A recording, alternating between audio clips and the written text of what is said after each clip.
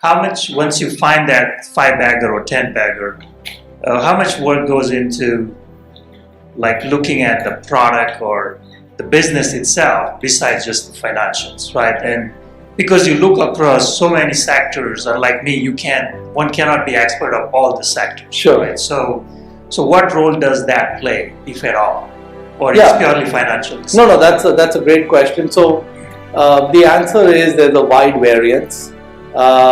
In some cases, the time spent is very short. I would say that with the tip that individual sent me, it didn't take much time, and one of the reasons it didn't take much time was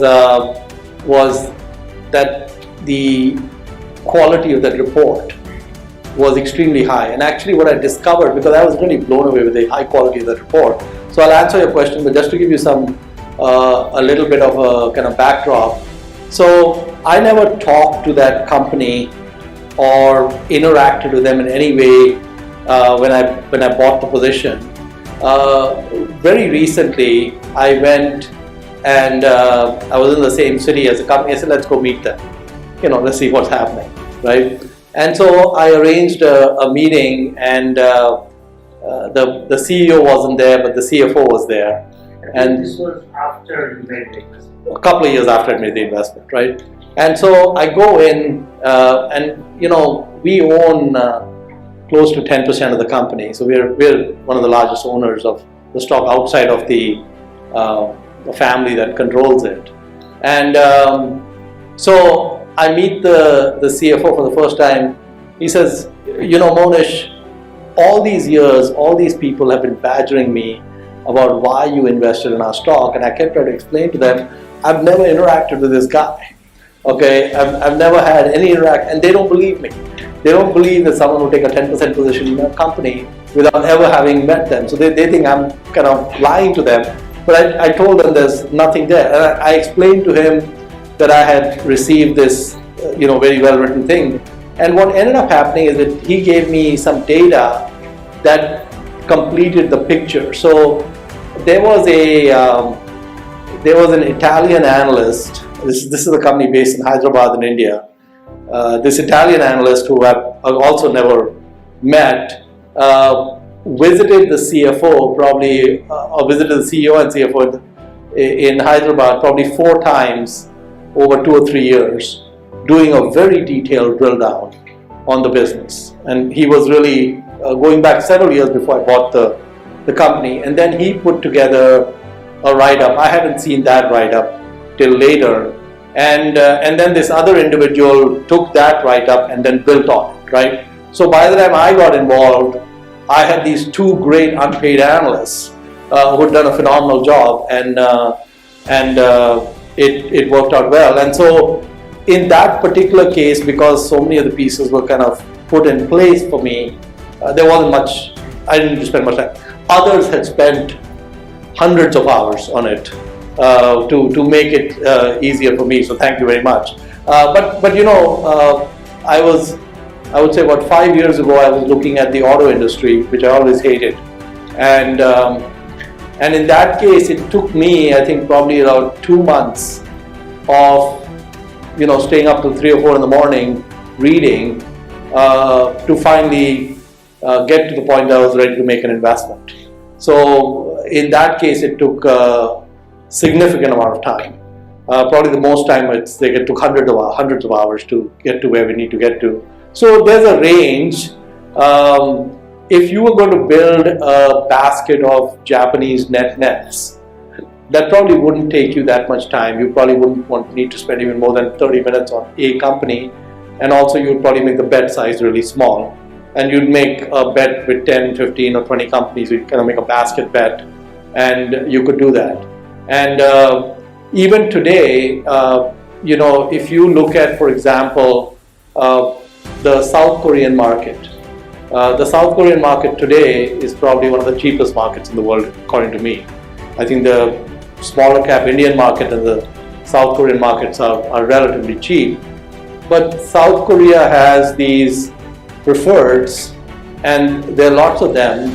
They trade at huge discounts to the common, The only difference is the voting rights, which really don't matter.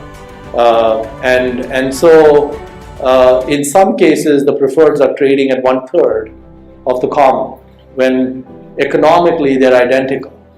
And this is in 2017, when it shouldn't be happening, but it is happening. It is happening right now. So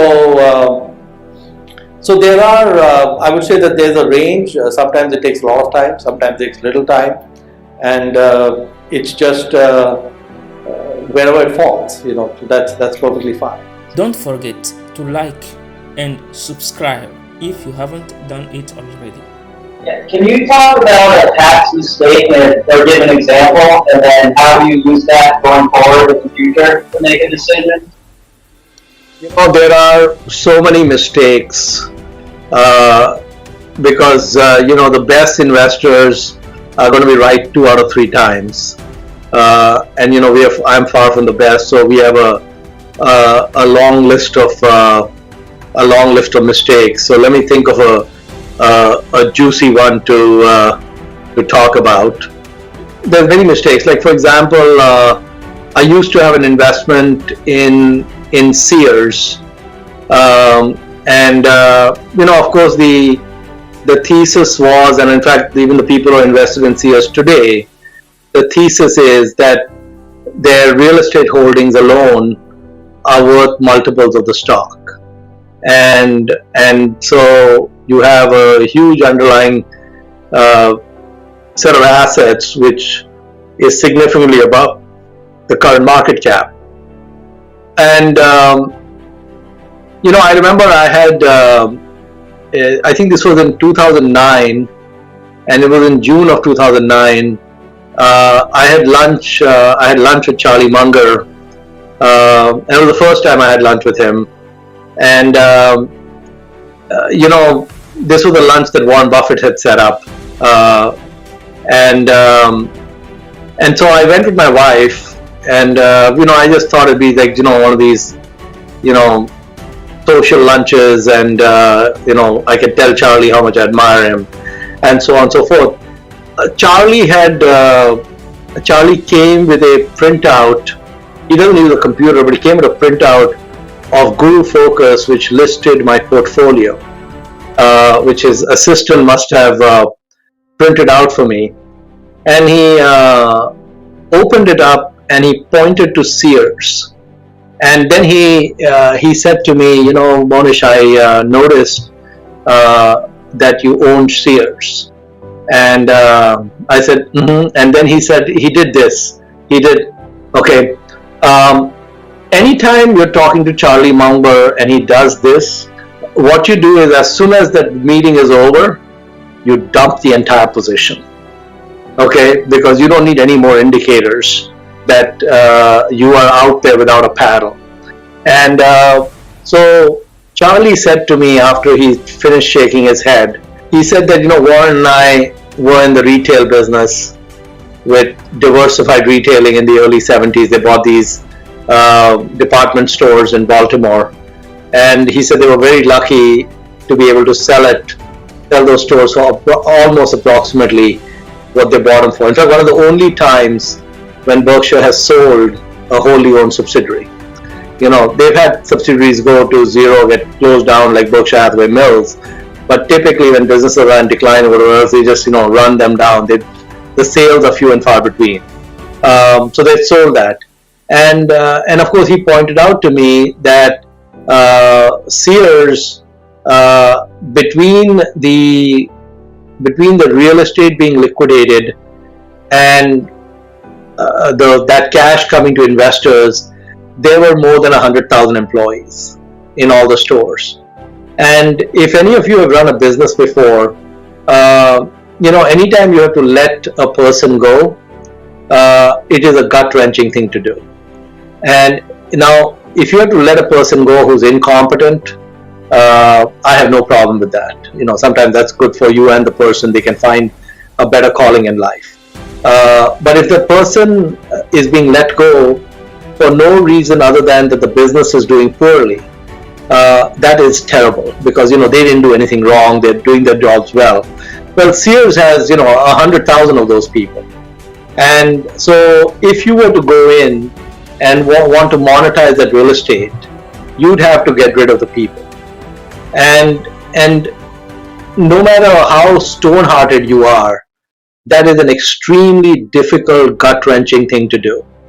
And so what we have going on, and of course, this has been 6 years since Charlie got me out of Sears, and the good news at that time was in June 2009, everything else was still depressed. So even though I took a loss on Sears, I forget what we bought, but I'm sure we made multiples of whatever we bought at that time. So thank you, Charlie. We're most appreciative. And so, this is a situation where I had ignored this very basic fact that liquidation value can be an illusion, because especially when businesses have people and all these sorts of things. And I think even Eddie Lampert realizes that he could monetize the real estate, but I think he realizes how difficult a gut-wrenching job it is to just turn all the switches off. And so what we have going on at Sears is a liquidation in slow motion. And so they keep shutting a few stores. And of course, what is happening at the same time is the economy is reconfiguring. Stuff is going to Amazon, more and more stuff is going online. So they are not in a steady state model. In fact, even the value of the real estate, one can argue, may be going down, because what is the value of a shopping mall in an Amazon world? So you have issues along those lines. So that's one mistake. Thank you guys for watching. I hope you enjoyed. Don't forget to hit the like button and to subscribe if you haven't done it already.